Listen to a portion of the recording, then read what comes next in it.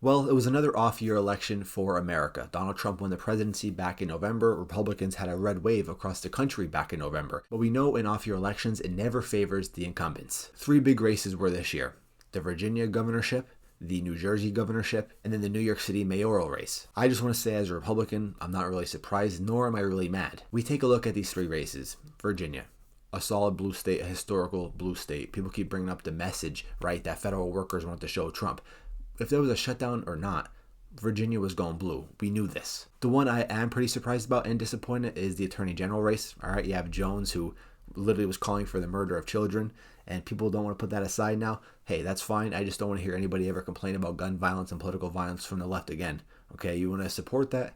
Well, I don't want to hear you guys crying about anything that we say. And I don't think we ever said anything as bad as what Jones said about children like that. But Virginia, a blue state, not really surprised nor mad. We take a look at New Jersey. This was supposed to be a much closer race than the previous gubernatorial race. Maybe could have had a chance. Out of the three, big races this year, the governorship in New Jersey was the one that Republicans had the best chance of winning. But Cheryl won that one.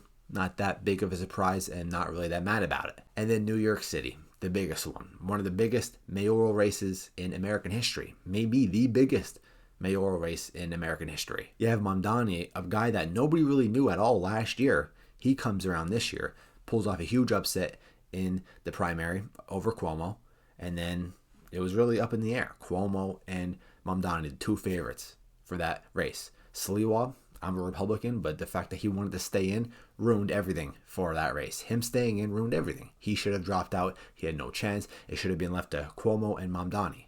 Mamdani is, of course, a very radical person, socialist, that he called himself. He wants to freeze rent, of course, control grocery stores, free busing, free subways.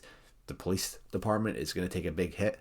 But I don't live in New York City, so why do I really care? I don't, but I'm just scared for the domino effect that's going to have across America, right? You have another socialist mayor in Minneapolis. I don't have the results for that yet. I'm assuming he's going to win. It's getting a bit trendy. It's a bit scary stuff. I don't care that so much that the Democrats win in races.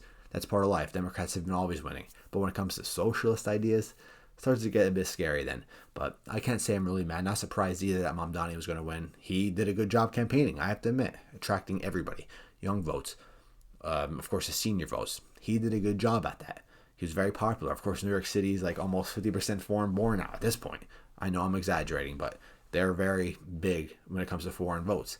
Of course, Mamdani tried to score on that. It's Tuesday night, so I don't really know much about Pennsylvania either, about the no votes for the retention, the Superior Court statewide races.